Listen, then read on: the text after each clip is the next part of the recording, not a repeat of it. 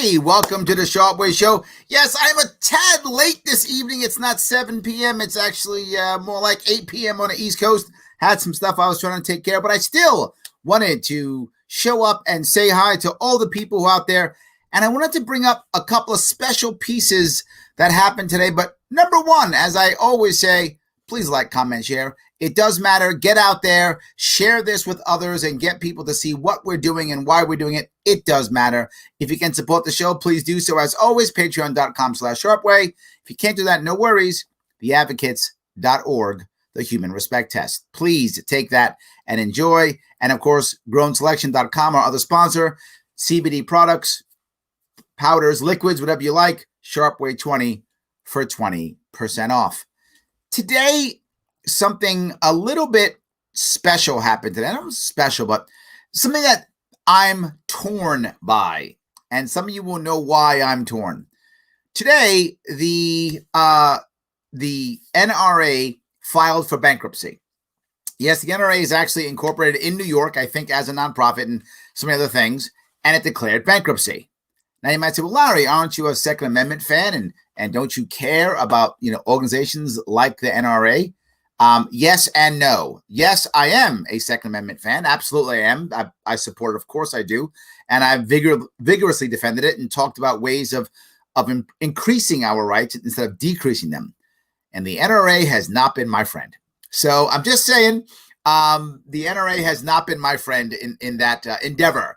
When I ran for governor, they refused to even not just endorse me, they refused to rate me. They wouldn't even rate me and my lieutenant governor, who, by the way, was Andrew Hollister, a member of a militia. I mean, we were as pro-2A as we could possibly get. And the NRA was like, nah, we don't need you. You know who did help us out?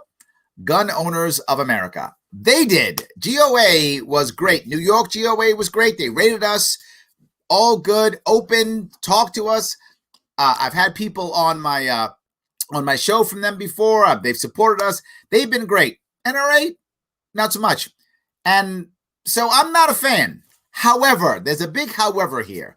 While I'm not a fan of the NRA, I don't like the reason why they declared bankruptcy. And it isn't because, necessarily that they, they threw the money away and such, right? Not necessarily because of that, part of that, but more importantly, they're declaring bankruptcy because New York State's coming after them. Big time. Letitia James, who is our Attorney General, she is all about hammering the NRA, all about it. And this is the most recent piece, if I can show you real fast, what happened. Channel 2 just expressed this piece. You'll see it right now. And now this just in, the National Rifle Association has filed for bankruptcy in federal court. The gun rights group says that it will move its headquarters from New York to Texas and restructure as a nonprofit there.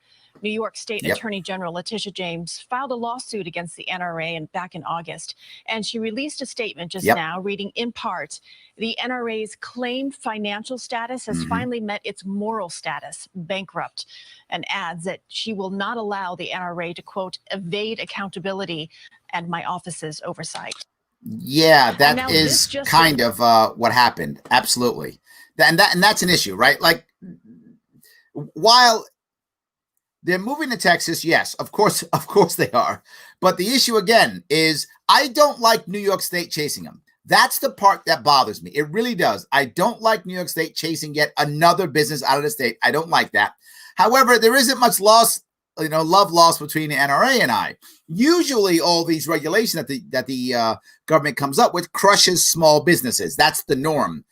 This one, it's not. This one is actually hammering a big business, which, again, I know some of you love the NRA. I am torn on this because I don't like New York State smashing the NRA. At the same time, I don't like the NRA. So I'm kind of, on both sides of this. There is an advantage, though. There is one good thing here, and that is they are piercing the corporate veil. Letitia James, as much as a partisan hack that she is piercing that corporate veil and going after individuals, which I am okay with, right? There should be some individual responsibility. This piece, and the NRA has been corrupt. That's true. It has absolutely been corrupt. They've been doing all kind of cronyism and all kind of stuff for a long time. So I am torn on this. I'd kind of like to hear what you guys would think about this. I'm gonna grab some comments because I am bothered. Yes. Hey Larry, glad to have a positive voice in these crazy times. Usually positive, Andrea. Maybe tonight, maybe not so much. I may not be the best on that one. Yes, thank you. 2ANYS. Thank you so much, Ms. Dayton. I appreciate that completely. If you head over there to 2ANYS for Second Amendment, NewYorkState.com.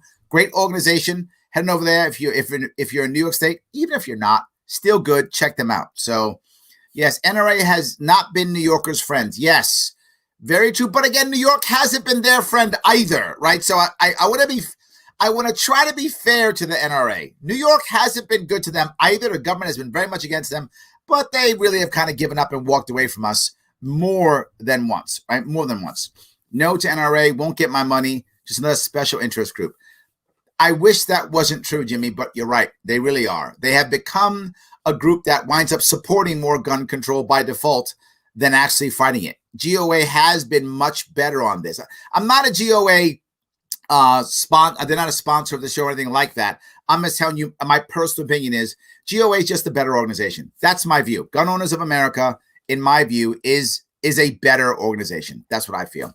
The NRA doesn't care about black people in your Kanye voice. You know, Myron, there's some merit to that. And some of you are going to get mad at me when I say it. I know if you like the NRA. And the biggest one is Philando Castile. When Philando Castile was killed, a gun owner, black man, Minnesota, was it? I think it was Minnesota. NRA said nothing. Not a word. Nothing. Legal gun owner gets shot by the cops. Not a word. There are a lot of people of color, black people particularly, who noticed that was loud for us. Like, whoa, legal gun owner, what are you doing? Say something, open your mouth, have a statement, something. Didn't hear much. GOA was much better in that. Well, obviously you're doing a little joke with your Kanye thing, Myron. I get it, but there's truth to that. And even if there isn't truth to it, there is an image that is there, and I feel it too. I want a gun rights organization that really supports everybody, and the NRA has a bad feeling when it comes to that for sure. Matt, I've always been a Larry Sharpe supporter and an NRA supporter. We need to sort this out. I agree, Matt. Look, I'm not anti-NRA, but they've been anti-Larry Sharpe. So, it doesn't make me feel that good, right? I mean, I miss being forward on that one. It isn't. Yes. They're moving to Texas. And again, Tom, while I get it, and so many people I see in New York are moving to Arizona, Texas, Florida, I understand. And I'm not mad at people for moving. I just wish they wouldn't, right? I wish we could stay and fight in this state, but I get why they do it. I do. I mean, so many of my friends are thinking about moving. I'm sure many New Yorkers here are thinking about moving. Companies are packing up. Wall Street's packing up and moving. They're leaving this state in droves. I get it. NRA is another one, but they're doing it for the wrong reason. I think the NRA actually, we'll see, but I think the NRA is actually super crooked. And that's why people aren't giving anymore, because they've been super crooked. And I think Letitia James wants to go in there and tear them up and look inside and make them look terrible. But she's not doing it because she cares. That's why I'm torn, right? Because Letitia James is absolutely a partisan hack, and she just wants to find more reasons to call gun owners bad. And she just wants to hammer the NRA because they're the NRA. She doesn't want to hammer them because they're corrupt. She wants to hammer them because they're the NRA. And that's what bothers me. However, there's a however there. They are corrupt, and they're declaring bankruptcy and leaving in an attempt to, use the bankruptcy protections so they don't get investigated. People don't see how bad they actually were. So I think that's what's actually happening more than anything. That's what I think. So best move to get out of New York gulag. Yeah, but not for New York. I'm biased. I want people to stay in New York. So yeah, absolutely. The attorney general in New York is a big hack, 100%. And she was hired because of that. That's why, Cuomo put her on the ticket. That's why he wanted her. Absolutely correct, Rob. She is. And that's why, again, I'm so torn, right? This is one of those things where, is the enemy of my enemy my friend, or are they still my enemy? That's where I am right now. And again, the NRA is not my enemy. They just haven't been good to me at all. So I do have a bit of a personal bias here. I'm just putting it out there so you guys see why I'm coming from where I'm coming. When we reached out for them for help when I ran for governor, they were like, nope. And they literally backed and rated, and this is true for those of you in New York, remember this, the team that ran against the Republican Party, where the lieutenant governor said literally the SAFE Act doesn't go far enough, and she was pro red flag laws. And the NRA rated her and her running mate and not me and mine. So I'm a little burned, just saying. So if you understand why I'm upset, that will be the reason why. Paul, the NRA is garbage and then nothing's for gun rights. I would, yeah, Paul, yeah. However, they are a lightning rod. And they're getting struck by lightning now. Hurricane Letitia is coming in and she is ready to tear them up. Absolutely. So I hate being stuck in this state. I'm not stuck, to be forward with you, Matt. I'm not. I know a lot of people are. And that's the other part that bothers me, is that so many people are staying here not because they want to stay here. They're staying here because realistically they can't move. That makes this state even worse. That there are people here staying because realistically they can't move. They are either in a situation to where they are stuck in a job or stuck in a house that's underwater or anything like that. There's so many who are stuck, or they have elderly parents, they don't want to leave, any of those things. It's a horrible thing, absolutely. So the government is the mafia pretending to be a human rights organization. Yeah, it's you're doing it right. It's like they happen to be doing something that's probably right this time, but I don't like that they're doing it, and I wish it wasn't them, and I wish the reason. I really wish that Letitia James was like, hey, I care about corruption, and I found corruption, so I'm going to go after it. I wish that's what she was doing. She's not, because she wants to find corruption. It's in the office next door in the governor's office. Tons of it, more than you can imagine. So she's not about corruption. She's about, oh, I want to be able to punish gun owners and find a reason to enact more gun laws, right? To take away more guns and keep going from there. That is the biggest issue. That's why I'm bothered by it. So get out of there, Larry. Not yet. I'm still here. Yes. Let the NRA exist. They will either change the way they operate or will naturally fade away. And I think that was the issue, right? The NRA is afraid of going away. They're worried tremendously because some of you may not know, Letitia James, her entire suit against them was not to punish them. It was to utterly destroy them and to ensure that none of their officers may ever be officers in nonprofits ever again. I'm not joking. If you look at what she put together, that's actually what they put out. She said, nope, they cannot exist. They must go away. And all of their officers, I think she named 4 officers in the NRA.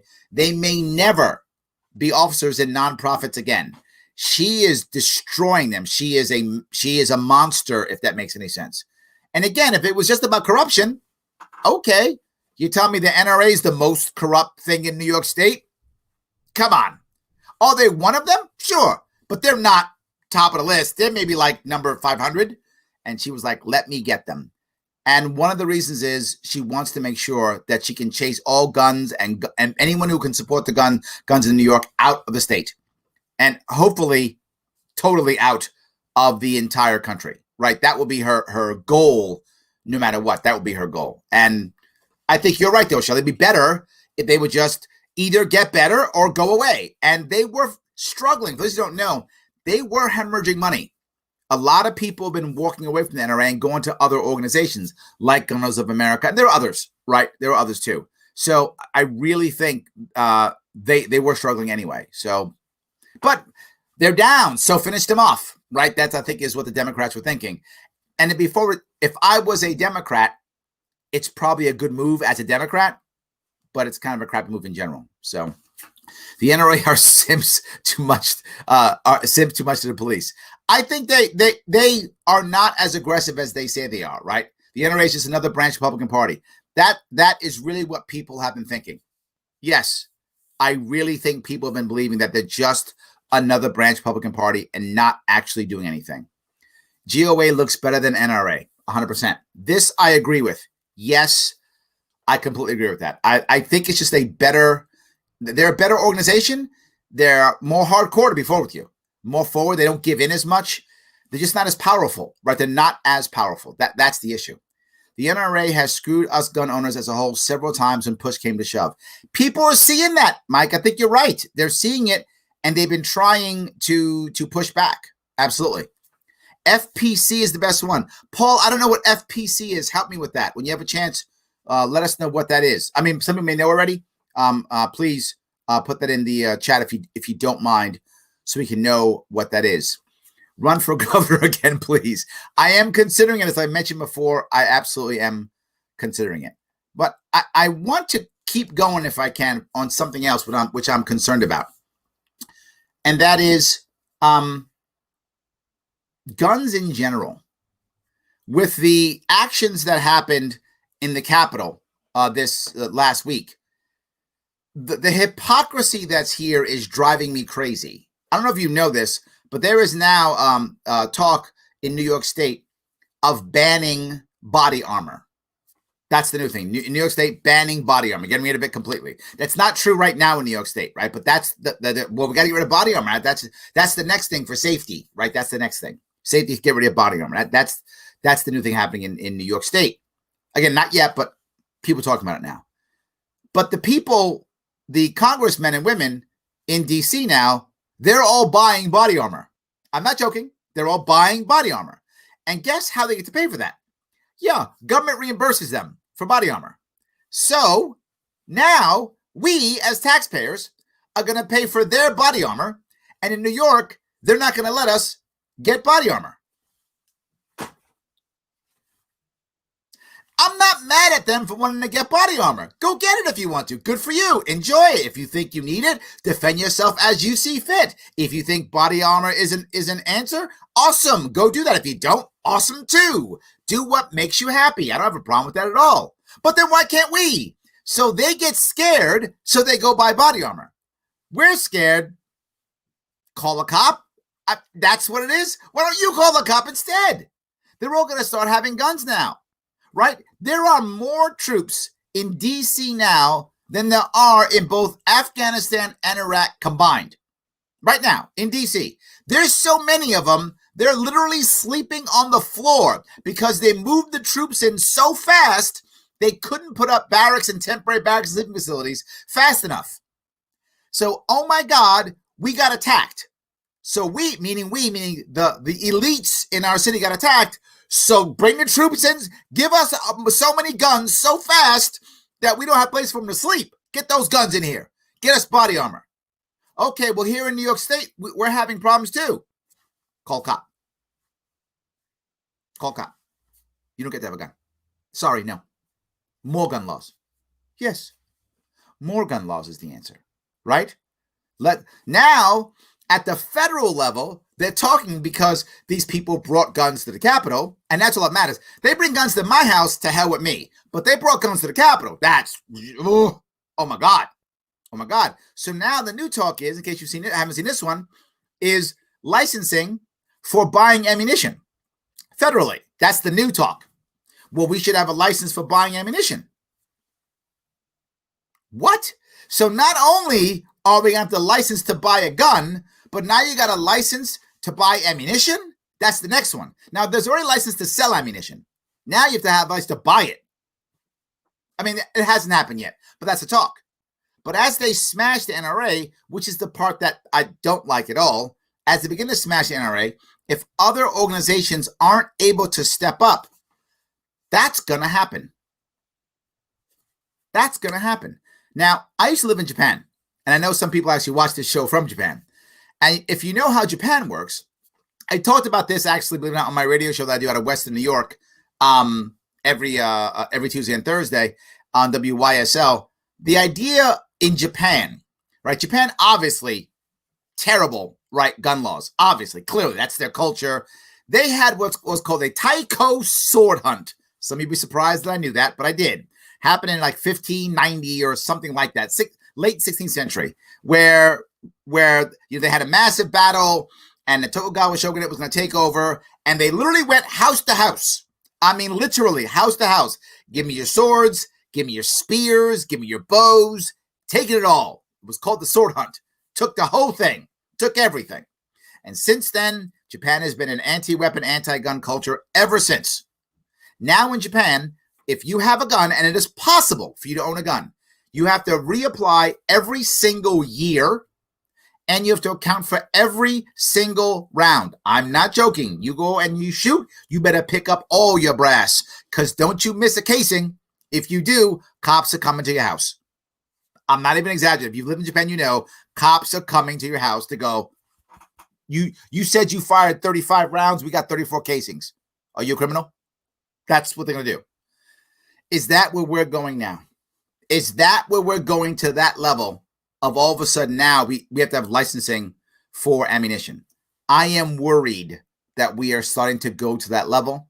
And while there is a little bit of glee, to be forward with you guys, don't be mad at me. It's a little bit of glee in me, you know, seeing the NRA get beat up a bit. There is, but there's also some fear. There's both, right? This is two things for me, right? There's also some fear here also, because some other organizations got to step up, or we're going to be in trouble, right? That's really the issue. We are going to be in trouble, and I don't want that to happen, right? But on top of that, now the hypocrisy drives me crazy. I get in trouble. Who cares? They get in trouble. Body armor, so many troops that there's more in DC than any place else. So let me grab some more comments. I've yapped away a lot. I know, but this one is a little bit personal for me. That's all. So you understand why, I'm sure. You understand why. All right. So let me keep going if I can. The NRA won't get my money either. They suck. They are a crony cap. Yes, they are crony capitalists. Don't resent me. Even since the horrible boating accident with firearms I never owned. Yes, for those of you who may not get that joke, right? I lost all my firearms in a boating accident. Where are all the guns? I guess bottom of the ocean, bottom of the lake. You know, what guns? I don't know what you're talking about. Yes, thank you, Connie. You get it. I get it completely. Very good. So, all right, we got the FPC again. Guys, help me out with FPC. When you have a second, let me know what that is. I might have missed it. It could be me. So, NRA is a huge lobby group for GOP. GOA is better. I think that's true. I think that's true. Absolutely. Yes. See if I can keep going here. The only time the NRA supported anti-gun laws is when the Black Panthers were exercising their rights. Is that true? I don't actually remember that. That's amazing. That's amazing. God, I hope that's not true. I don't. Anyway, I'm sorry. Myron, you and I, same page. Totally get it. Absolutely. Totally get it. Absolutely.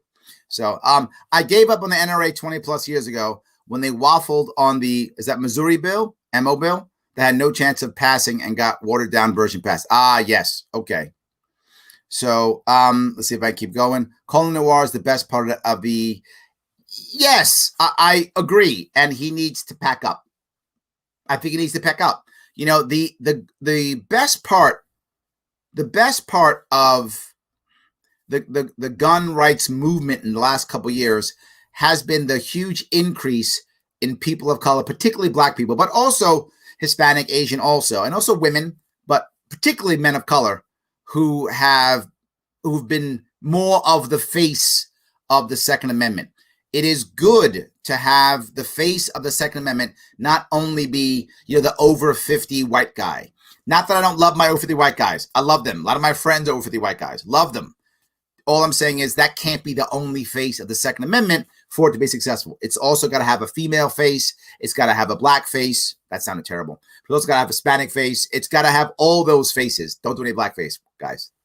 Don't do that. But anyway, it's got to have all the faces, right? Because in reality, gun rights are everybody's rights. They are human rights. They should have, there should be faces of all creeds and colors that represent the 2A. And I think that's been happening much better in these last, say, 5 years, maybe, I think. Much better. I think we've had a much better women, people of color, much better. And I hope it keeps going.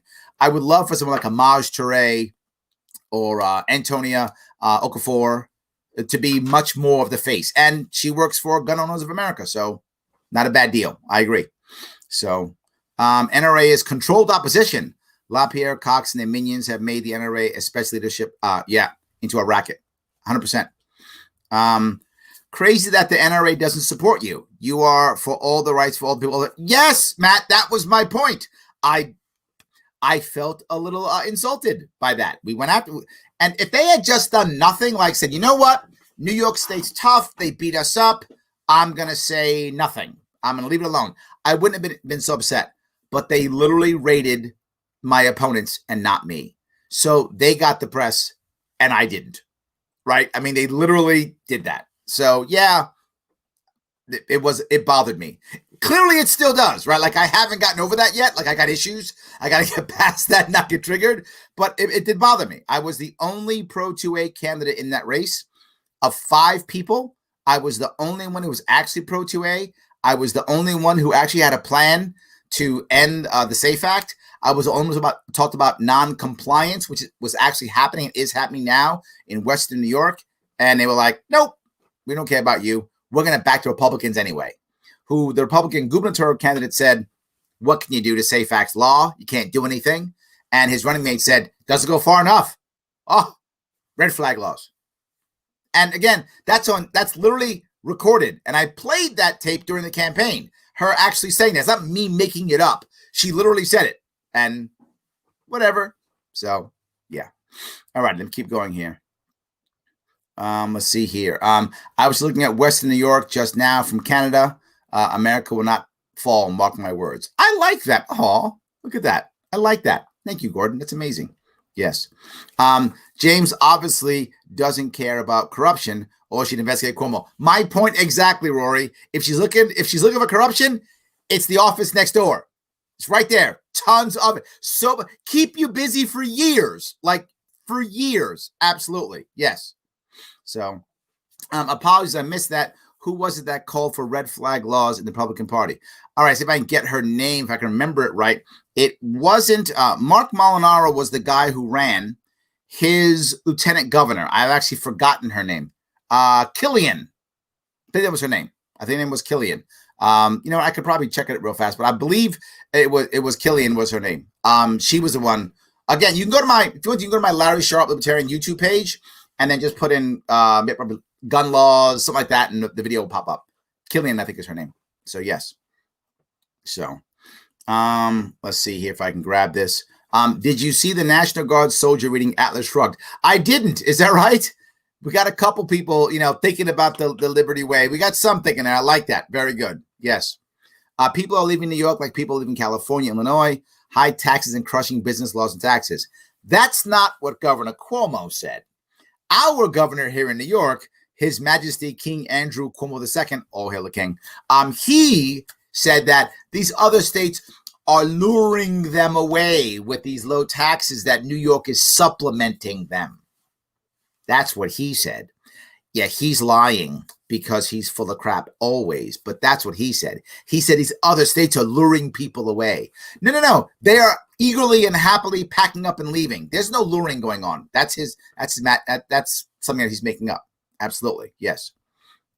Yeah. I was just going to say she wouldn't need to go far to find corruption. You don't got to go far at all. It's absolutely right there. Yes. Larry, what do you think will happen with gun rights under Biden-Harris? I really think they're going to create stricter gun laws, but not because of Biden-Harris. They're going to use 2 things to make better gun laws. Crushing of the NRA is one, combined with the attack on the Capitol. Those are the 2 things. The crises will make that happen. And then as the NRA falls, I don't think gun owners have found the right place yet.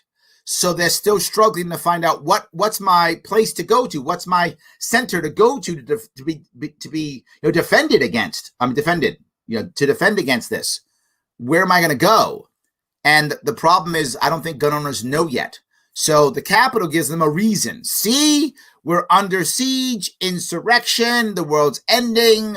We got to make people safe. So gun laws. And then Oh, well, the NRA has nothing, so attack. But it's the second piece here. And I see it, and why do I say this? I see it already in New York. For those who don't know, I live in New York City. New York City in 2019 had about 300 or so gun deaths, give or take. And that isn't that much considering we're a city of 8.5 million. This year, with at least 500,000 New York City residents leaving, at least, if not more, we had over 450, about, give or take. So a 50% increase in gun deaths. This morning, there was video of a guy strolling down the street in the Bronx with an AK. Not making it up, check it out yourself, had an AK. So we have some of the strictest gun laws in the country in New York City. Very strict, really strict. What are they thinking about? Well, gun laws. Cuomo said it in his State of the State. We have too much gun violence. We need more gun laws because you have the strictest gun laws in the nation, and you got 450 deaths in that city, 50% higher. And the answer, what's changed? Did the gun laws get lax? No, the environment got bad.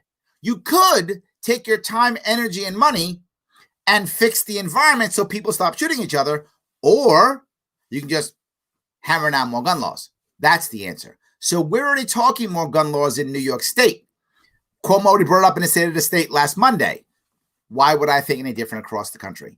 And again, I've already heard there are some Congress people talking about a license for ammunition, right? Because remember, the FBI and law enforcement, they always want licensing and things like that. And they will tell you it's, for justice and for prevention. It's not. What it's for is so they can catch the guy afterwards and put him in prison. That's the issue. It doesn't stop the violence. It just makes it easier for him or her to get caught. Now, if the person is a suicide bomber or a suicide attacker or something like that, it's irrelevant. They're gonna be right there at the end, dead. But if the person's trying to do it and escape, it's easier for the cops to catch him, which is not a bad thing, but not worth us losing our rights. The violence is still done, and we're probably gonna catch him anyway. It just makes it easier. Their job becomes easier, and that's why they do it. And I get it. I don't agree with it. So let me keep grabbing if I could. All right. When SAFE Act was implemented in New York, the NRA did absolutely nothing. Yep. I canceled my membership on that day. There we go. A lot of people are not like it. It's not just me. See, it isn't just me. Absolutely. The bigger corrupt organization takes down a slightly corrupt organization. Andres, well done. I like that. Yes, absolutely. Well, look, they know corruption. So I guess the old takes one to know one fits very well right here. It does. Absolutely. But there's another piece, though. And I want to bring up just the idea of we should have the right to protect ourselves. People will often ask me, they say, Larry, you seem very pro-gun. And I'm not really necessarily pro-gun. I am, but I'm far more pro-Second Amendment. And what does that mean? Pro the right to defend yourself as you see fit. If you think that's a gun, well done. If you don't, that's okay too. But that's why I'm angry when they get rid of body armor, because maybe you think that's the right answer for you, and maybe you don't. Why? That's pro-Second Amendment. Take whatever you think you need to protect you and yours. That's my whole piece. Whatever that is. You want to use nunchucks. You think you're, I don't know, Bruce Lee or something. You beat people up with a nunchuck. Okay, that's your choice. I would love to see Andrew with nunchucks, by the way. But I'm saying, but that's fine. Whatever is your thing, go ahead and do your thing. And that's why I say I'm much more pro 2A than I am necessarily pro gun. We have a right to defend ourselves as we see fit, which whatever arms that we feel fit to bear. That's where I guess I go. So, oh, thank you, Paul. Firearms Policy Coalition. Thank you. FPC Firearms Policy Coalition. Thank you. That even sounds better. I like that one. That even sounds better. Yes, absolutely. So does anybody think there aren't other groups that will fill the void? Yeah, but not as fast, Brett. And that's my concern. They're going to move quickly. Sorry, they're going to move quickly to make changes to, do the ammunition license if they do that, or to outlaw body arms to do that, or whatever the case may be. I don't know if they'll fill the gap fast enough. I didn't know what the Firearms Policy Coalition was. So a lot of people don't even know what GOA is. So I'm not sure it'll come fast enough. Over time, yeah, Brett, I think it will. But is that 6 months? That's 6 years. I don't know. I really don't know. So that's my issue. Well, everybody knows FPC. I'm the knucklehead here. All right, what are you gonna do? I'm the knucklehead. So now I'm gonna go ahead and check it out. See, Jimmy didn't know. Not just me. Others didn't also. Thank you, Jimmy. I appreciate that. See, so not everybody. I'm not the only guy who didn't know. I'm glad. Thank you, by the way, Paul, for bringing that up. Now more people know about it. And to Brett's point, maybe they will be the ones who will be more quickly to fill that gap. That would be great. I hope that. So. How dare we need to not die from gunfire? Yes, I'm with you. Absolutely. So it seems like let them eat cake scenario to me. It's almost like, and they do this. This is the other part that bothers me. And I'm going to go down a road here, which maybe is a road you didn't want me or didn't think I should go down. But there is a worshiping of our leaders as if they are the priest class or the elite class of our society. When the rioters came to the Capitol, all of the congressmen were shooed away and taken away and go someplace else and all that kind of stuff. Some of them were military veterans. Not one of them thought the right answer was to lead the defense.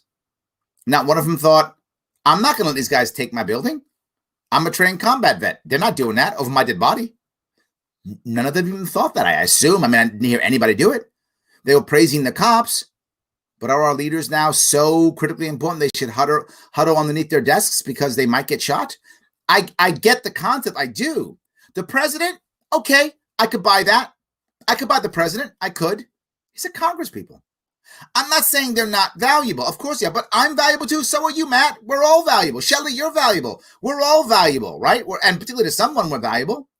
At the same point, if we get shot, we'll get replaced by somebody for somebody else. It sounds horrible, but look, I was a Marine.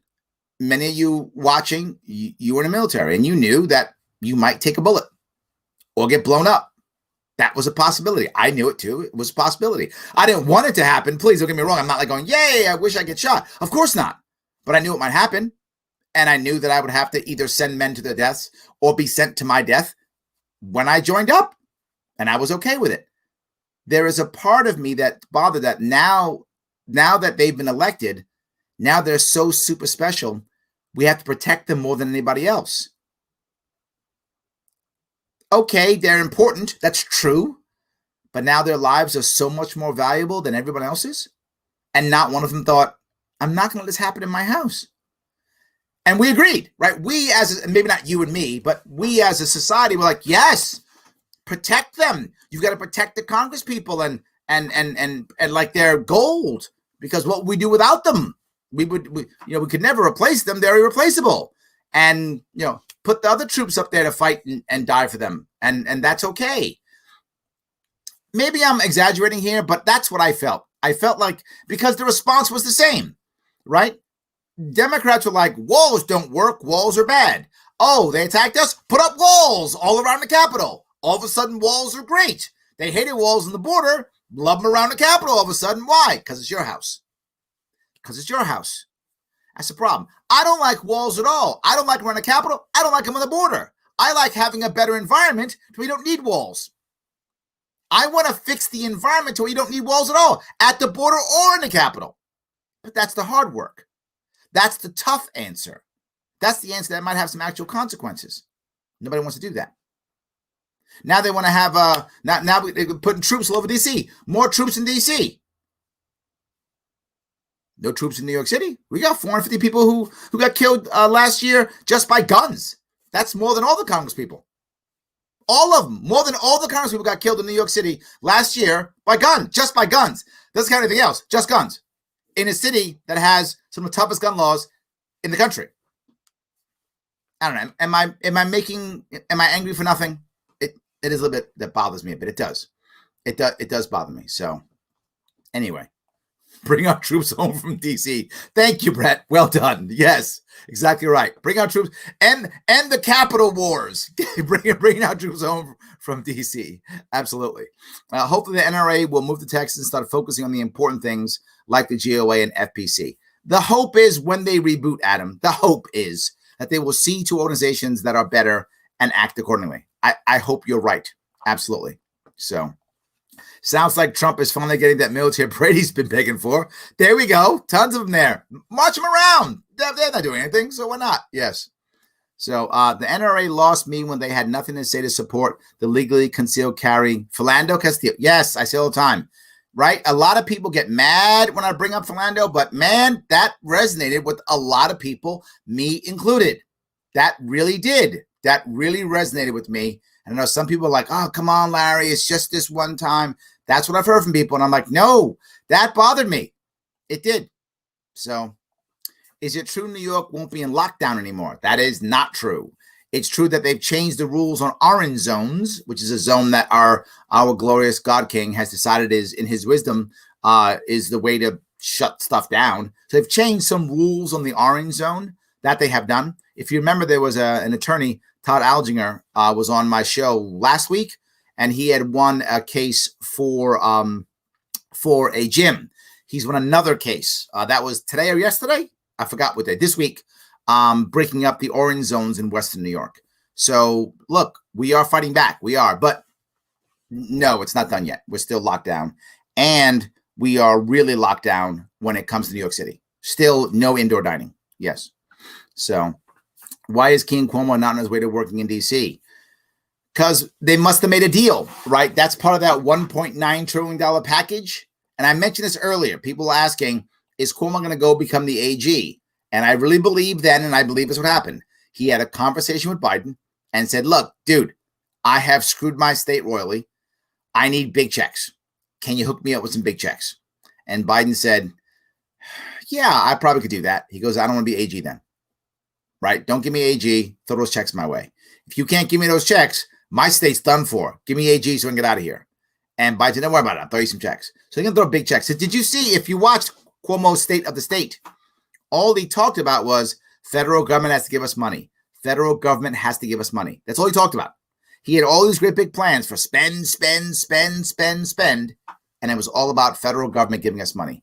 That's why, Rob, I think he is doing it, because he is going to get cash from DC. That's what I think. So Washington, D.C., isn't that a big, beautiful cage they built for all the crooks? Wouldn't that be nice, Lane?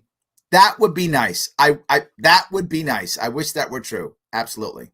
So, yes, indeed, Firearms Policy Coalition is the best game around. GOA that you mentioned is all very good. All right, so you know what? I got to reach out. I'm going to do that. I got to reach out. Yes.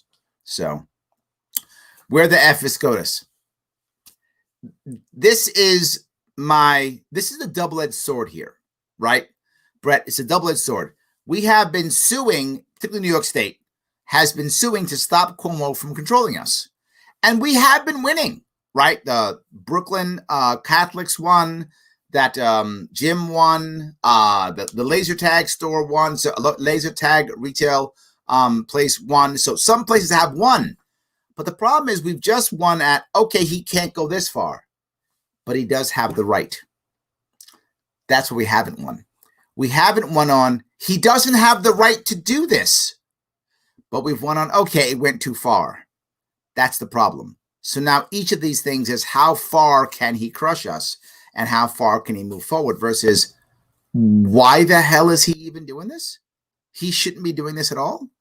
So SCOTUS is just trying to limit and not say no. That's what's happening. Yes.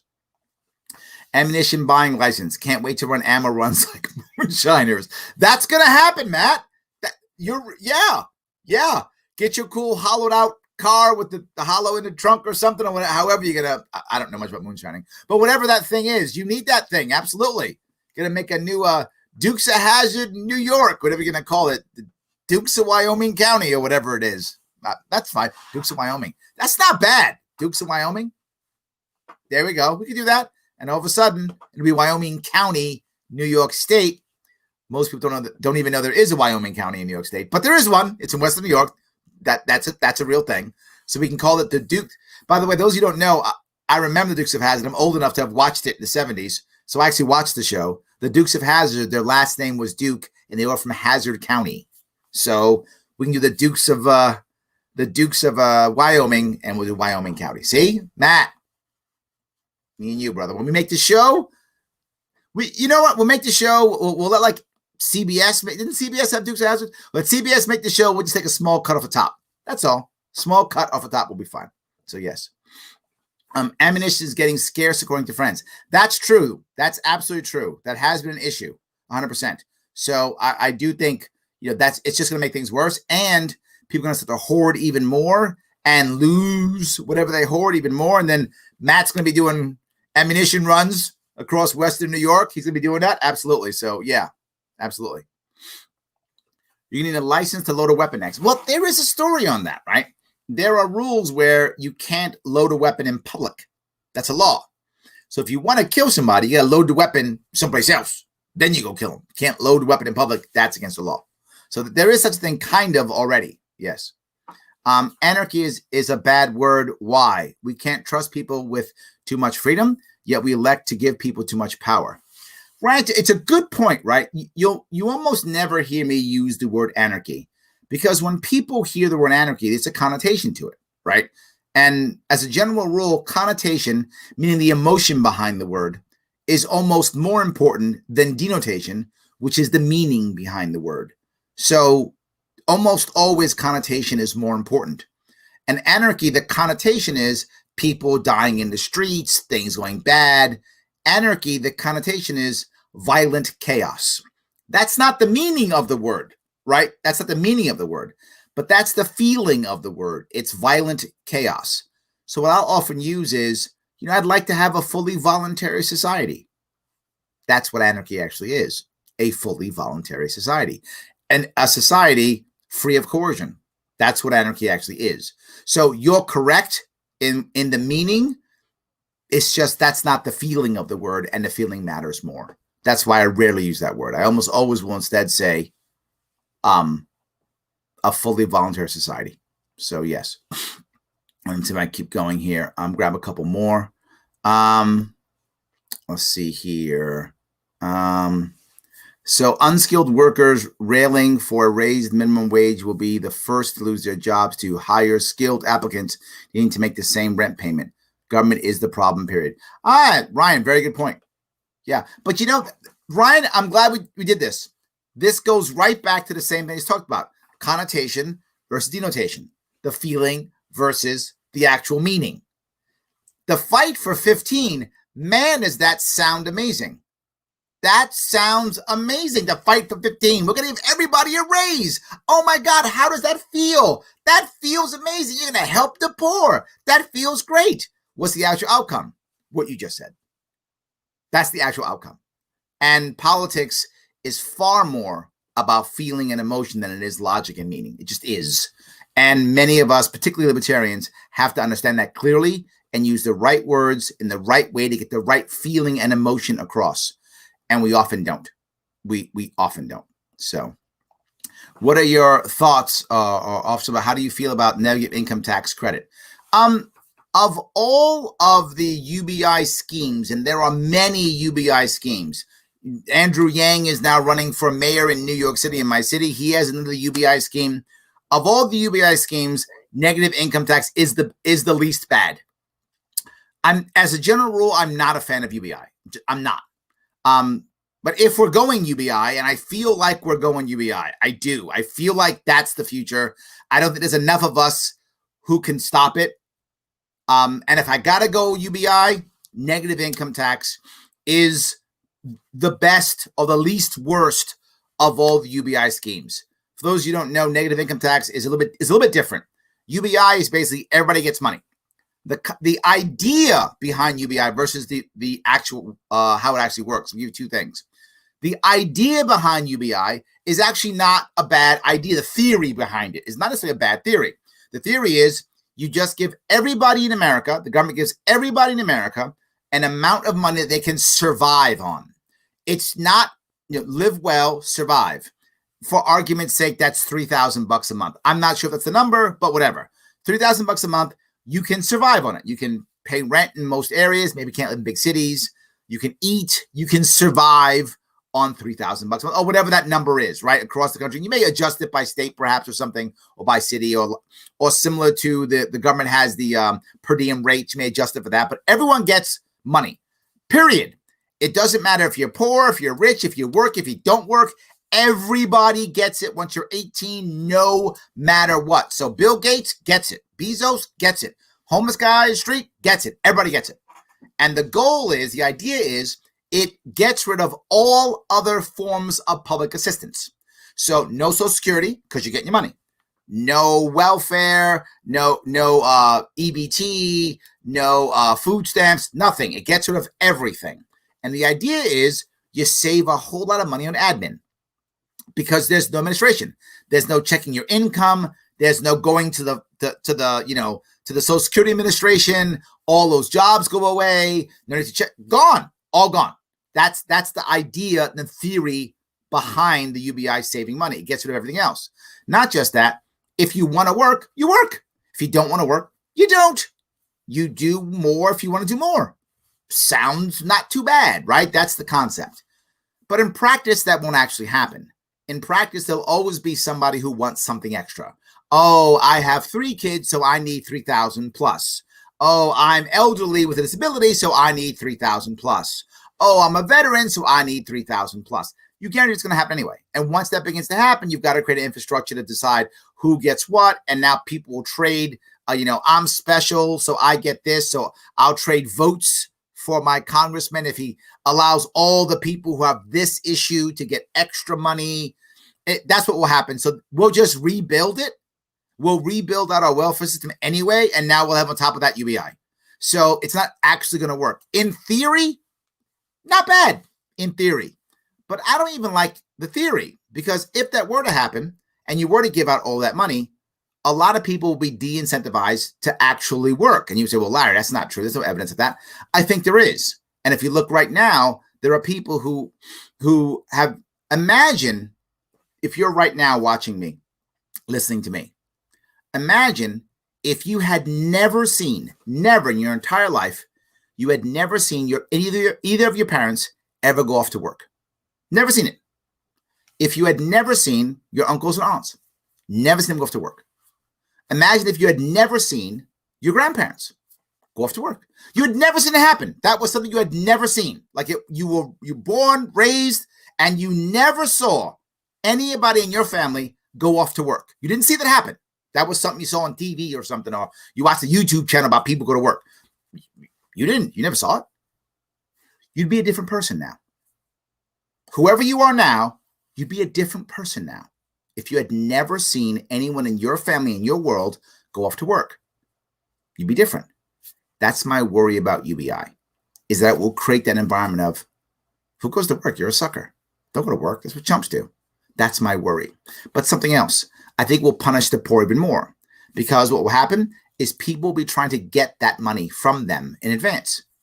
Payday type loans, predatory loans. You see those things all the time on TV when people have structured settlements and they're getting, $3,000 a month for 10 years or something. And then the company comes in, we'll take that from you. We'll give you cash now. And they give them the cash now. And that settlement's finished. That $3,000 a month now, that's going to some big banker now. Banker took your money. You got a flat fee.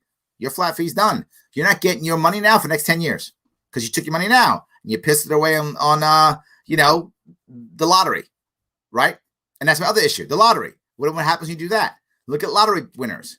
Over 50% of lottery winners 5 years later are worse off than they were before winning the lottery. The lottery for them was a bad thing. It hurt them. They're worse off. In fact, about a third go bankrupt after they win the lottery. Free money is not good for humans. We don't do well with it. It has shown that we don't do well with free money. So I'm not a fan of UBI. With that caveat of, if we're going to go that route, negative income tax is the least bad of all the schemes. And for those who know what negative income tax is, a little bit different. Negative income tax is you create a threshold, for the sake of argument, $30,000 a year. And if you make no money at all, you get, say, $1,500 a month or something like that, right? You get $15,000 a year. I'm sorry. You get $15K a year. $15,000 a year, you get that, assuming you make nothing. That's what you get. For every dollar you make, right, that you make, you lose 50 cents of your stipend until you make up the $30,000, in which case you get no stipend. So it gives you an incentive, at least, to make more money. That's the advantage to the negative income tax. It only goes to people who make less than $30,000 a year. If that's your number, you create a threshold. And you do have an incentive to get off of it, so you can work your way off. So as far as UBI schemes go, negative income tax is the best or least worst of all the UBIs. Wow, I went long on that one. But I'm sorry, Corey. I hope I at least answered your question. That is my view on negative income tax. So, Larry, you're one of the best and most underrated libertarians. Thank you. You should run for office. However, build your ground base more local. What do you think I'm doing? Most of your followers are spread across the country, but if they all chip in, they can help you win a state representative. Governor is too high a goal for now. Take baby steps. Same thing applies to Austin Peterson. Negative. You are incorrect, Andres. I love you, brother, but you're incorrect. The exact answer is governor. Why? Because as I ran for governor in 2018, I know I lost, but I was able to get the entire state to think about libertarianism. I raised $500,000, more than anyone in my state's ever raised. And half of that came from outside the state. Half came from in, half came out. My average donor gave me $85. So I was able to get a lot of people to chip in. Absolutely. And here's the most important piece. I then covered the state the next year, and we got 103 victories, libertarian victories in New York State. We went from 0 libertarians to 103 in New York State. So I think it's exactly the right goal, right? It's the one where it gets me on TV. It gets me in the big podcasts. It gets me exactly where I want to go. If I run for representative or something like that, I might win state representative. So what? I'm making an impact. I'm not in this for my personal victory. If I just wanted personal glory, I'd run for some local thing and win. I'd move to a state that needed a mayor and run for mayor in some local state where I did very well. In some parts, some small areas in North Country, I got 26% of the vote, 28% of the vote. I could go to those small towns and become a mayor or something. Yay, I win. So what? So what? Now I'm special? I become representative and I can't do anything? I'm too big of a personality, if that makes any sense, to do something like that. I'd rather stay like this to motivate others and show others what they can do. I'm trying to build a movement here. I want impact, right? Whether you didn't run for president. You think I couldn't have run for president in the Libertarian Party last year? Of course I could have. And if I would have done what I did for governor, run a year earlier and build up my base before I got there, I would have won the nomination if I'd have done that. I couldn't do that. I didn't have the money, the time, the energy, so I didn't run. I wasn't running to say, look, I ran. Oh, I'm so cool. I don't care about that. That's not my issue. I don't want to just win. That's not enough. I want us to win. I want change. I want impact. So I win, state rep. I go to Albany, do nothing, and New York State still collapses. No one's going to hear me anyway. No one's going to care. Now more people care. I have more people paying attention to me now than I would if I win some local state seat that no one pays attention to. Absolutely. So I do appreciate it. Thank you. But I think my way, I really feel is better for the long run. It isn't better for the short run. I think that's right. It isn't better for the short run. It's better for the long run. And it may not be better for me, but it's better for us. I think it's really true. I hope that makes sense at least. So, all right. I am sickened by what is going on in the Capitol. Cities burned, businesses and livelihoods destroyed, people killed and injured, and they wouldn't do anything to help. These so-called leaders are threatened, and they have more soldiers there in Afghanistan and Iraq combined, and more walls than Trump could dream of. Valid point. Yes, absolutely. Yes, 100%. Interesting thought. The NRA did well when it functioned as what you might describe as a self-certifying trade organization. Yes, Brian. Oh, my God. Yes. Yes. That's what they should go back to. 100% yes. People wanted to take their safety classes. I remember how proud I was when my 12-year-old self voluntarily completed my NRA Hunter Safety course. Brian, you should be the next leader. See that? They should be calling you up. You tell them what to do. I love that idea. 100%. That is a great idea. All right, see if I can grab some more of these if I can. All right. Let's see. An English woman recently killed a neighbor with a spade for being a hoarder and making it harder for her to sell a house. Wow. Love that. Yeah, see, gun laws. That'll stop it. Absolutely. It's terrible. Wow. Okay. The NRA shouldn't be allowed to claim bankruptcy. They made so much money. Interesting idea, right? And the reason is, I think Letitia James may actually try to claim that. She may say they're only trying to declare bankruptcy because under bankruptcy protection, she may not be able to investigate. So that's why they're doing it. So I really think she might say, nope, you can't do it at all. Yeah, I think that might happen. So I made $2.50 an hour at Burger King, but then I'm old enough to have been at Carol's. I like that. That's very good. Yeah, I remember when I was in high school, at one point I made $50 a day doing some horribly menial work at a bank that nobody wanted to do. I was so insanely boring that they would do anything just to not do it. It was, believe it or not, somebody remember this, microfilming, the microfiche. You literally put it in, press the button, and just watch it all day. You just watch it. It was 8 hours of insane boredom. But $50 a day, there's like 1980, maybe 78, maybe 80, 81 in that area. I forgot what it was. In that area, that was a lot of money for a teenager. I was a teenager then. I was like, I'll do it. Okay. I'll be bored. I'll be so bored. $50 a day? Totally bored. I remember how much money I made. I felt like a king coming out of there every week too. And it was cash out of the petty cash draw. So literally every week I'm getting $250 and I'm like 15 or 16, whatever I was. 16 years old, maybe 15 years old, maybe. Boom. I was the man. Just love that. It was great. So, all right, I'm keep going here if I can. Let's see here. You all right there? Yes.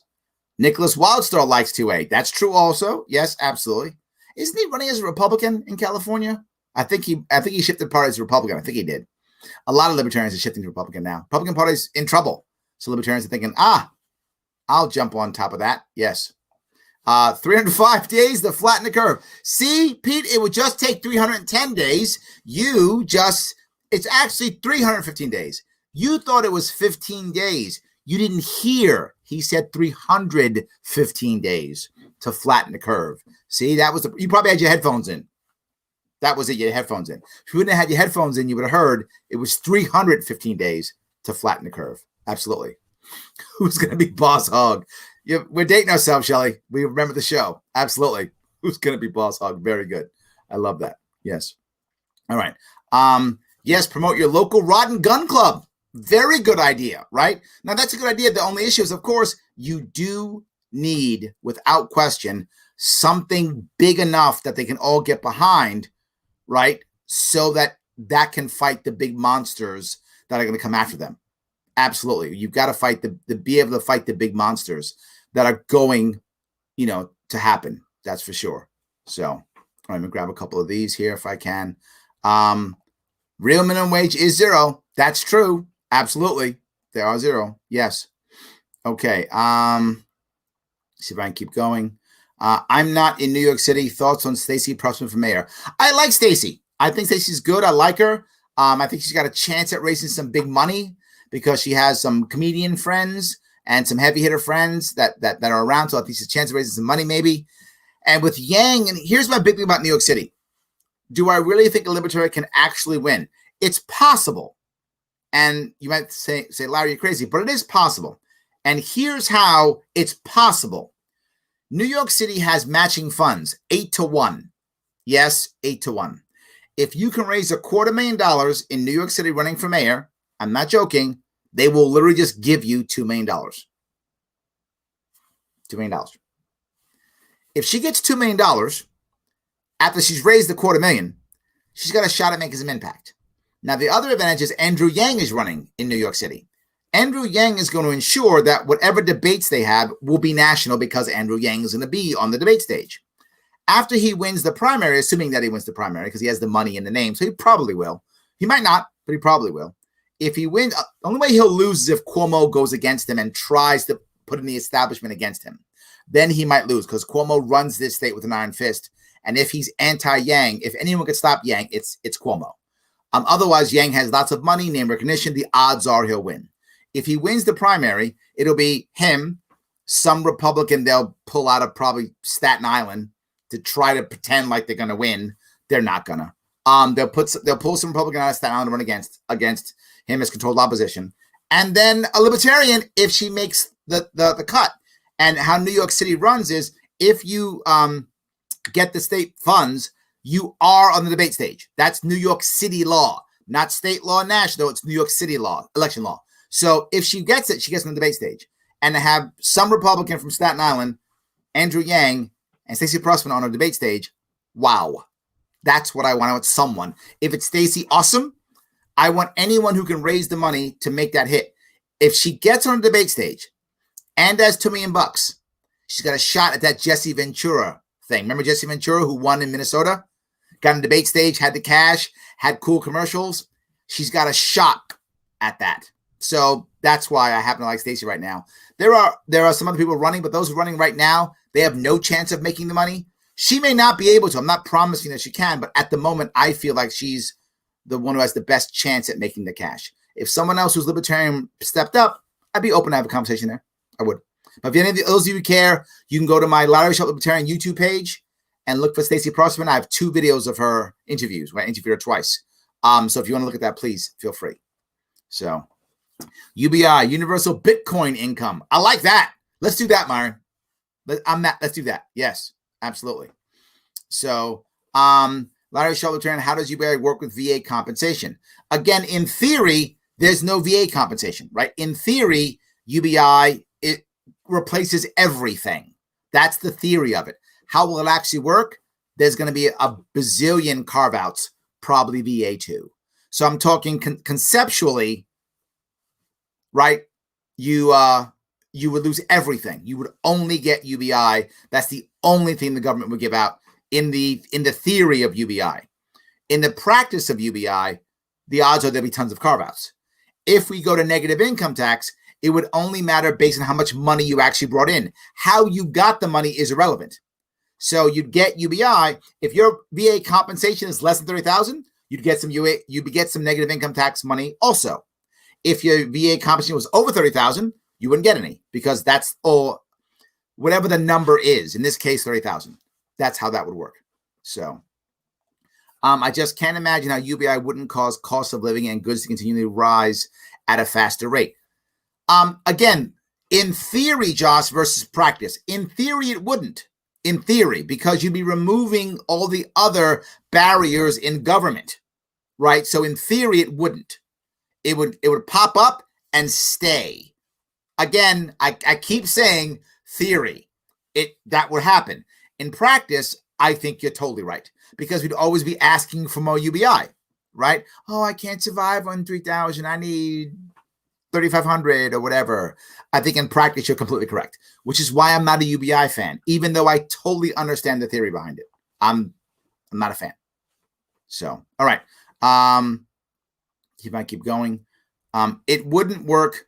Look at what's going on with people rather be home than work made more at home. I see where you're going with it. Yes, that's my point. When you start creating that environment, what do people start seeing and doing, right? How do they start acting? And the other issue is that I brought up with the idea of people, trying to take your money. They'll also take your money legally, not even with scamming, right? And what are they going to do? They're going to say, why go to work? Stay home. I'll send you 3 meals a day, right? For just $500 a month. So I get $500. But not just that, Amazon will also put you in charge with new people so you can talk and have friends in the Amazon chat room or whatever. And that's just $300 a month. And then why would you want to go out when you can get the cool movies and entertainment and play the video game and blah, blah, blah, blah. So everyone's going to want to just keep doing that. I never forget, whenever I think about UBI, I always think about the opening scene of the movie Ready Player One. It wasn't that great of a movie. It was okay. But the opening scene shows that it's a world in a future where everyone literally lives in hovels. Why? Because all of their life is done virtually. They all sit in virtual VRs all day long, and they spend money in virtual, and they have friends in virtual. They don't actually do anything. They live in hovels. They don't care what the house looks like because they're never looking at it, right? They're eating and then going back to VR. Well, the company that does the VR just keeps finding ways to keep them going into the virtual world more and more and more and more and more. I see that happening now. We'll have a bunch of people sitting home watching Amazon Prime and getting food delivered to them and being cool superstar guys, in virtual world. I remember, I think it was a PlayStation commercial, maybe. And this was a year ago. And it said, whatever, PlayStation or whatever it was, or whatever was it Switch? No, I think it was PlayStation. And the tagline was, "Greatness awaits." And I thought, it's a video game. How is it great? And then I realized, oh no, it's a community. It's a community of people who are going to say, you've done this cool thing in the game and you're great. So yeah, you become great in the video game. That's a thing, right? That's a thing. And David, to your point, there'll be a whole lot of great people in video worlds. They don't have to go out and be great. I don't got to get a job. I'm the whatever Halo 6 champion of the world or whatever is the cool thing of the day. That's another worry I have. So yeah, that's why I'm not a fan. I get it. And if we are going to go that route, and I feel like we are, I feel like we're going that route, I would rather have negative income tax. I think that is the least bad of all the UBI schemes. If I got to pick one, I'm going to pick that one. In fact, Milton Friedman was actually for negative income tax. He thought it was the best way of getting off the welfare state. And he's probably right. I mean, we have a massive welfare state, and I think it probably is the best way. The problem is, once we get negative income tax, are we going to keep going or are we going to turn back? If we keep going, done. But if we turn back, I think we actually could get off the welfare state. It could work. So, yes. All right. My pay gets taken and given to my ex. Result, I don't want to go to work. Yeah. Yes, absolutely. 100%. Yes. I love that. Yeah. I saw my mom, grandfather, eldest aunt off to work. Yes. My eldest aunt was the guidance counselor / director of the guidance at the school. And I graduated from, right before she retired from there and worked for another school. Yeah, that's the point, Andrew. When we see people in our world go off to work, that's what we learn. Oh, you should go off to work. It's what people do. But imagine if you had never seen it. Imagine, Andrew, in your life, if you had never seen your mom, never seen your grandfather, never seen your aunt, never seen any of them go off to work. Never. You'd be a different person. I don't know who you'd be, but you'd be different than you are now. You would think differently about all these things. You'd be a different person if you had never seen them go off to work. And that's the thing that it's really critical to understand. So, Larry, I was among the lucky listeners earlier at Stephen's political party seminar. Oh, so you listened to him. Thank you. But was driving, so couldn't pop in to ask a question. We're going to thank you at the end. So first, thank you. You were amazing. Thank you. And second, I do have a question. It is about the Nazi part. I agree so much that it's better to turn those we can, not just Nazis, but as an extreme example, than indiscriminately shove them further into hiding. Unfortunately, not only is any such thing really dismissed, but you went long, Judith, and I can't finish that. So let me see if I can figure this out. For those of you who didn't know, I did an event before this show. One of the reasons why I was late, so I apologize. I'm trying to do other events and spread myself out.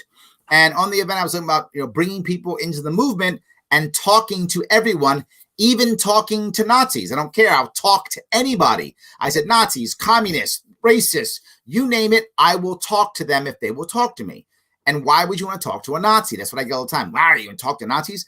I'll talk to anybody, including Nazis, including communists. You've seen me on this show talk to Marxists. I will talk to anybody. Why? Because I can't turn them if I can't talk to them. That's the reason. Just because you talk to somebody doesn't mean you embrace them. Doesn't mean you agree with them. In fact, the best conversation you have is with people who you don't agree with. So how do I make that more of the norm? By doing what I'm doing. You have seen me, if you've watched this show, put people on that you were unhappy with. I know you were, because you let me know through DMs and through Twitter. And yes, you've let me know that you're unhappy. It's happened more than once. So I know that's what happens. You're unhappy. You don't like it. On top of it, it's still a good idea. You should hear everybody. And if you notice, many of them that come on the show afterwards, they're actually positive and they like it. And they think libertarian views aren't so bad. I think it's critical. But there's a reality of this. And this is what I talked about on that event that Judith was on. If we bring 10 insert bad people, bigots or Nazis or communists or whatever, if we bring 10 communists into the party, people are going, oh, you can't have communists in the party. 10 will come in. They'll realize, oh, this isn't the Communist Party. This might take 6 months, it might take a year. But 10 come in, realize, oh, I can't make this the Communist Party. No, you can't. 8 leave, but 2 stay. And if 2 stay, that's 2 less communists, or 2 less Nazis, or 2 less socialists, or 2 less bigots, or 2 less insert thing here. I'll take it. I'll take it. Imagine if we all did that. All right, one of my heroes is a guy by the name of Daryl Davis. Daryl Davis is a musician, and originally I think from Massachusetts. I think now he's in like Missouri or something now. But he literally has gone around the country befriending members of the KKK. Yes, he's a brother from like Boston or something or whatever, right? And he goes around befriending them, and they leave the KKK. He keeps their hoods and such as trophies. Imagine if we had 100,000 Daryl Davises in the world. Imagine if we had 20,000 just in America. Be a different country in 20 years. Different country. Would there still be bigotry? Sure. Would there still be Nazis? Sure. Would there be communists? Yep, 100%. There'd be a whole lot less of them, and there'd be a whole lot less violent. Because people go to violence when they can't be heard. That's how it works. So listen, less violence. Will there still be violence? Yes. Will there be less of it? Yes. That was my point, Judith. I can't see any other party or movement besides the Liberty Party or movement having an open dialogue with people. And I think it's the only way we actually change the country in the long run. It's the long game. Like I told the Andres about it, right? Andres, I'm not playing a short game. I'm playing a long game. I spoke about this concept and idea back in 2016. And that interview I did for Reason, I think was 2018 when I said that, 2017. 2018 when I said that thing about bringing anybody into the party. I'm on record with Reason Magazine saying it. And I think it was 2018 when I did it. And I'm fine with it. Yes, I still stand by that. I said in 2016, this was a 10-year plan. I'm only 5 years in. I got 5 left. So I got to make sure I make some impact in the last 5. So there we go. When I win the lottery, I will do well. And you all will benefit. I hope so, Ryan. Don't go bankrupt if you win. Don't do that. That'd be terrible. Yes. If you win the lottery, the first thing you do is call an accountant. Yes, absolutely. You raised $500,000. I did. I raised $500,000 when I ran my campaign. It was a year and a half. I raised $500,000. And my average donation was $85 or 80 something dollars. 85, 80 something dollars. Absolutely. Yes. That's one reason why I did so well. I did better than any other statewide candidate in New York State as Libertarian ever. That's why we got ballot access. And I was running when Trump was president. So I was running against Trump too. So all good. Yes. Don't run for president. It would appear no media will cover you then. But I would only run for president if I thought I could make real impact. Right? People are asking me to run for president in 2024. And I'm very forward about this. If I became super popular, if the Sharpe Way explodes and I'm the next Joe Rogan, I would consider it because then the media will cover me if I was popular, right? Maybe if that happens. If that doesn't happen, I would consider a VP slot. I would if someone popular was running or someone who had credentials would run. The hope is Amash will run. If Amash does run, he's got some credentials. He's got some money. He's got some popularity. If he runs, if he wants me as the VP, I'd be happy to take that slot. So I would take a VP slot if there was anyone, not even just him, but anyone like him who would come in and I thought could make some impact. I don't want to run just to run. I want to run to make impact, right? That's why the only person I agreed to run with last year was Judge Jim Gray. He was the only one who understood my concept of how to run for president and actually have impact, which is to do a small state plan, not a 50-state plan. 50-state plan is a terrible idea for us. It never works, won't ever work. And we did it again last year, which was a terrible idea. And that's why I walked away from it. There was no way it was going to do anything and make any impact. So, Matt, I would only run for president if I'd become popular enough that they would cover me. If not, I'd rather them cover someone else. I'd rather be the number 2 guy. Happy to be it. I'll be the support guy, number 2 guy to whomever would run, who would be popular, and the media would cover. Because you're right, we need coverage. Totally agree. Yes. So, all right, see if I can keep going here. Sharpe for New York, take 2. I'm in again. Thank you, Adrian. I appreciate that. Yes, absolutely. 100%.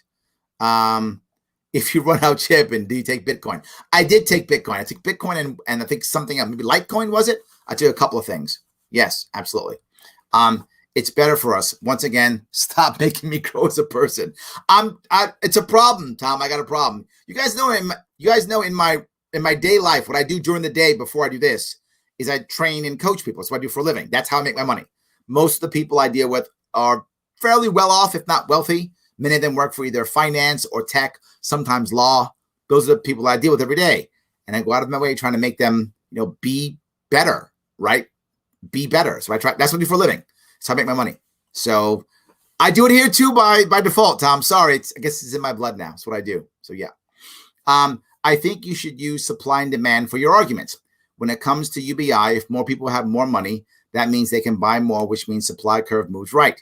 If the businesses don't raise prices, they create more scarcity of the products. So when they raise prices, now UBI don't mean much. This goes back to what I was talking about earlier about connotation versus denotation.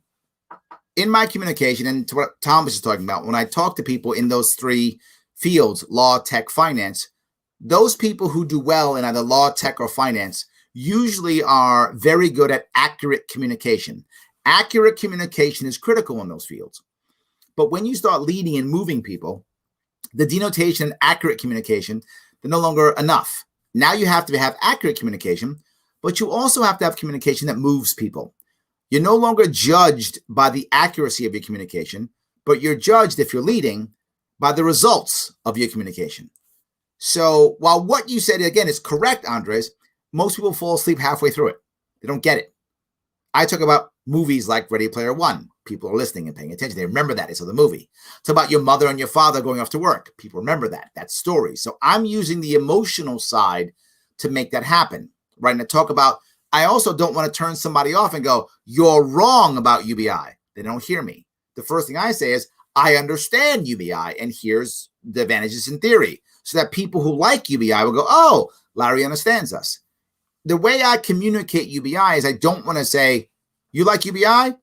You're dumb. That's not going to work. Or let me tell you why UBI is wrong. People don't hear that. I'm trying to get people to hear me. And in reality, I'm also trying to be realistic. I'm not a fan of UBI. I just see it coming. I'm seeing it coming. The guy who's running for mayor of New York, the largest city in our nation, is a big proponent of UBI. It's coming in some form. So I can have every argument I want against it. I'm not going to stop it. I'm not, unless I have a better answer. And until I'm in charge, like governor or something, how can I have a better answer? Until people pay attention to me, just like, sorry. Was it Matt was talking about? It's like Matt was talking about, unless people are going to pay attention to me and listen to me, it doesn't really matter what I say. So I would rather accept begrudgingly a negative income tax and see if we can fix it in the long run versus say it's bad and that it's not going to hear me. I guess that's my issue. I want people to hear me. I want them to kind of get it. That's my issue. So, all right. So if I keep going here, excuse me. I was watching a live stream the day of the siege on the Capitol and heard a man in the crowd tell people in the crowd that VP Pence had refused to object to hear objections. I posted a comment telling the vlogger that it was a lie, but people around him were already running towards the Capitol. Wow, interesting. Helen, that's interesting. Huh. The problem is now if you talk to Nazis, even to try to change their mind, you accuse the platforming Nazis and you kicked off YouTube, Twitter, and Facebook, and MasterCard bans your account. I hope that's not true, and it's why I'm opening my show to everybody. It's why I'm doing it. It's why I'm expanding. Because if I only did Nazis, I think that'd be right. So far, no Nazis have asked to come on my show. But I'm not sure if I'd put them on my show. I don't know if I would. I probably would. But I still want to talk to people. I just want to talk to people. I mean, that's the issue. And if I get banned, I might get banned anyway. Jack, tell you the truth, I hope I don't.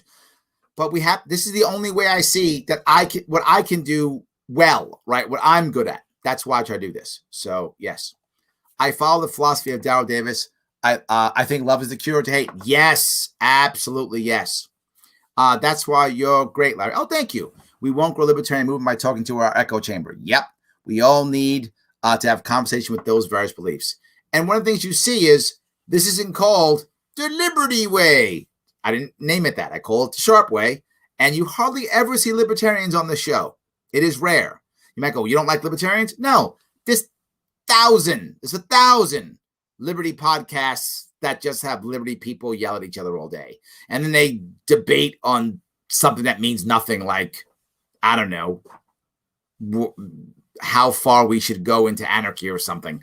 And then they get mad at each other and call each other not libertarians because you only believe 99.9% of what I believe. You don't believe 0.1%, so you're evil. That's not what I wanted to achieve. That's why I'm not doing that. But if you want to go there's tons of those you can go to. I was trying to create something that not many people have. So I appreciate you noticing that. I really do appreciate that. Yes. Best conversation with people you don't agree with. I don't agree with that.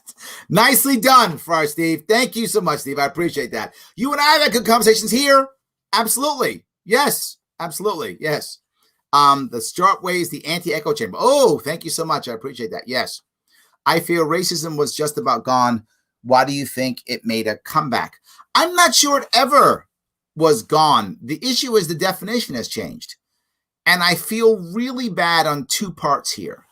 Particularly being a black man, I feel two parts. Part number one, the left has really done a bad thing by using racist and racism for everything. It is similar to the cancel culture when it comes to women. And what I mean by this, the black and white thinking, I guess pun included, is terrible. And here's an example I'll give you. A woman is harassed at work versus a woman is sexually assaulted at work versus a woman is raped. These are three completely separate things, all bad. To be clear, women should not be harassed, they should not be assaulted, and they should be raped. All bad. But when, and this right now is only the left. The right does it to the other side. They go to traitor or treason. That's what the right usually does. Except last week, all of a sudden the left was doing it. But usually the right will go to that. Someone says something bad, treason, traitor, treason, traitor. When no, I just don't like this thing. The left went to, oh, if she feels raped, she's been raped. No. There's a difference. If you call the person who was harassed or the person who was assaulted raped, you've just hurt all the women who were actually raped. It's a different issue. All bad, different. Racism too. Someone can say something that can be taken as racist. That happens often. It doesn't make them a racist. They might be, it's possible, but it doesn't make them a racist. So now it's racism is everything versus there are grades to people who just do things that are bigoted or ignorant or unknown. But now it's all under the same thing as, oh, you're racist. I hear it all the time. Someone goes, I do this in my classes. I talk about this. It's one of the things I use. I say, I want you to think about something. What if there were three people over there and you said, hey, which one of those is William? And I said, oh, William, that guy, he's the Filipino guy. There are people in New York City and across the country who will go, oh, that's racist. That's racist? You might go, dude, did you have to bring up Filipino? Okay, that might be a valid conversation piece. Perhaps I shouldn't have brought that up. Maybe he feels bad about it. We can have a talk about it. Possibly. I don't know. But maybe nothing. But racist. So I'm not sure how much racism has gone away or not gone away. I just know now the definition is huge now. And I think that's why it seems so massive. Now, as someone who's lived in New York City and across the country, I think overt racism has gone down tremendously. Overt racism has gone down tremendously. But look at New York City schools. Most segregated schools in the country. So covert racism, still there. But that's the second piece. Most racism, most of it, is a system that has created it. The average, and I bring this up all the time. I mean, you know what, William?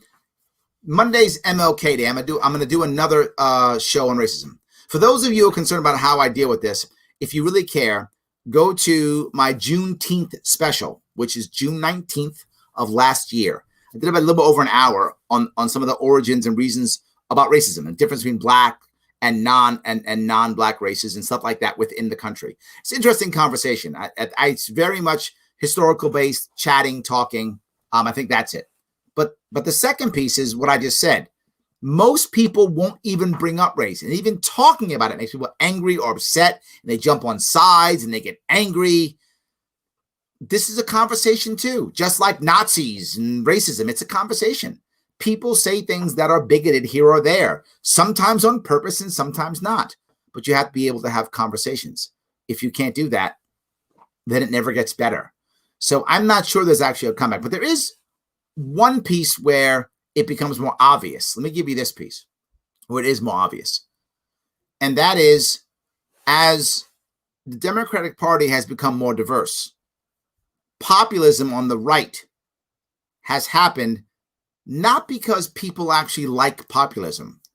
It's because they fear the left. That's the biggest reason. Don't get me wrong. There are some people like populism. The Republican Party is not a monolith, right? There are many different parts of the Republican Party. But it's a big chunk that people think, oh, they're all racists or something. No, a big chunk of the Republican Party is just scared of the left. They're scared of changing their culture, changing their ideas, changing everything. And that culture looks like, oh, you don't like white people. I mean, think about most of the policies that have been coming out of the Democrats for the past year or so, 3 years maybe.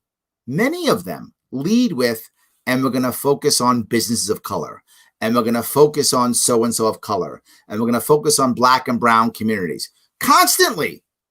If you're a white guy, aren't you thinking, I'm here too. Where's the focus on me? And what winds up happening is when you say that, and which would be a logical response. I'm not a white guy, but if I was, I would think I'd say that, right? And logical response is, well, what about me? Don't I get some special stuff too? And the response becomes, well, you're a white guy. You're not special. You don't get anything. Well, how would you feel? You feel like I felt when the NRA dissed me. I thought, don't I get some love here? And I got mad at, and I'm still holding a little bit of a grudge against the NRA, clearly, from this entire show. Clearly, I still hold that grudge. Well, if I was a white guy and that was happening to me, I think I'd hold a grudge too. So you still holding a grudge. And the idea of alienating people is making things worse. Think about this. If Trump is such a horrible person, how horrible must the left be for people to not all run to the left? Think about that. How horrible must the right be for not to just run to the right? The issue is polarization and alienation, and then people strike back, which is how it works. But anyway, I'll cover more of that on Monday. Thank you, William, for bringing that up. I don't have a problem talking about race. I'll talk about it all day long. We have to talk about it. We've got to feel comfortable discussing it, even when we say things. You guys saw my show last night. I was talking about lesbian, gay, bi, trans issues, people transitioning as teenagers and kids. I'll talk about anything. We have to talk about everything. Otherwise, how do we connect? So thank you for that, William. I'll do more on Monday. You've just told me what my topic is for Monday. Thank you. It is MLK Day on Monday, so perfect time. Yes. All right, grab a couple more if I can. All right, here. The rest was mostly about how it happens. There's a copy and paste, making it viral rounds, pointing out specifically using anyone talking with a Nazi as a bar to shun the whole group, which is an effective way to make sure nobody even attempts civil discourse with them or anyone who would. There's another piece, right? And both sides of the left and right spectrum are guilty of this. Right now, the left more. It used to be reversed. If you go back 30, 40 years, I think the right was worse at this. Now the left is far worse at this now, and that is looking at the other as less than. So many people, if you go back 40 years ago, who were Republican thought, these dumb Democrats don't know anything. Ugh, that's how it was. Probably 80s, 70s, 80s was kind of that way. These union guys, they're all knuckleheads. The Republicans thought they were better than them. Now it's completely changed. The left is like, oh, you dumb people don't know anything. You Republicans, you're all stupid. It's so dismissive. And when you dismiss people, they tend to not like you. This is just human nature. So they continue to shun each other constantly to make sure you can never get together. It's all right. See, William, this is your fault, William. This is why they had to have the laws in the South to segregate. Because humans aren't naturally racist. Humans are naturally tribal. And we'll create tribes over anything. We'll create tribes over what city we were growing up in, what baseball team we like. We'll create tribes over anything. It's not necessarily race. So they had to create these laws to keep the races apart. If you don't keep the races apart in the South, they would naturally integrate. That's what happened. How do you know that? Look at the South now. Very integrated. If you live in any of the southern states, Southeast, very integrated. Compared to New York, compared to the northern states, very integrated. Because that's what would happen naturally. We would become tribal, right? Not racial. That's not an issue, right? That's why it's going to sound horrible, but one of the good ones of whatever group I don't like, because I can bring them into my tribe. That's how humans think. So you make a law that says, no, you can't, and it forces the tribes. The law creates the racism.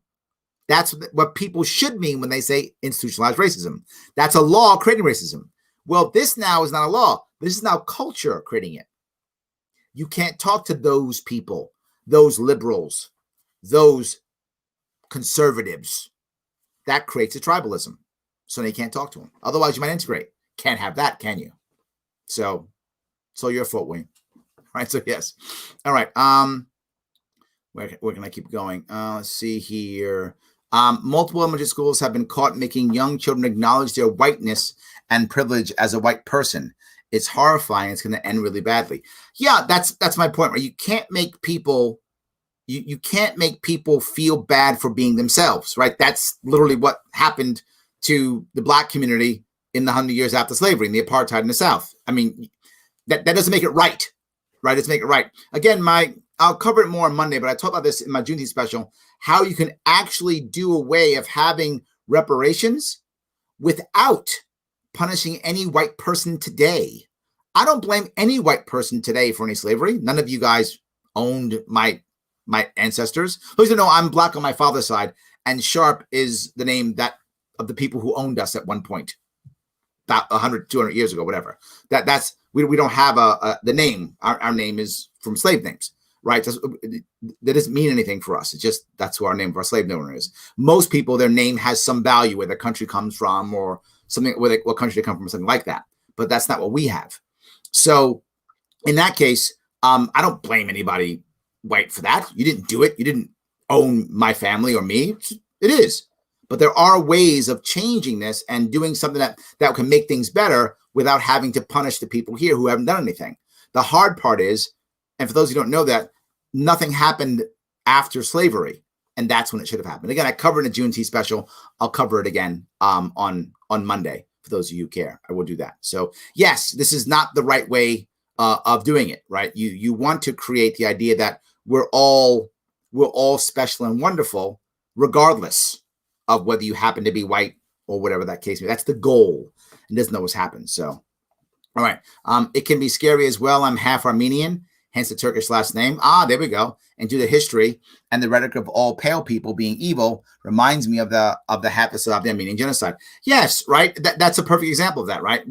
Many of us have, some background or some concern of the other who hurt our people in the past. I think it's a common problem.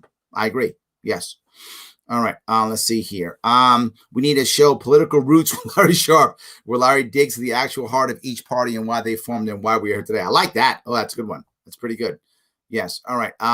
Great show, Larry. Have a great night, everyone. I guess Jeff's on his way out. Okay, there we go. Bye, Jeff. Good seeing you. Absolutely. So let's see if I can keep going. That I learned about people in the U.S. to become somehow united and need a common public enemy. Often true. Right? That's often true. Public enemies, while they can unite, the problem is they unite for the wrong reason. I want us to unite, but I want us to unite over what we love, not what we hate. And that's what's about the right. A lot of the right is going to struggle if the left isn't maintained as an enemy. The left, same thing. They're going to struggle if the right isn't maintained as an enemy.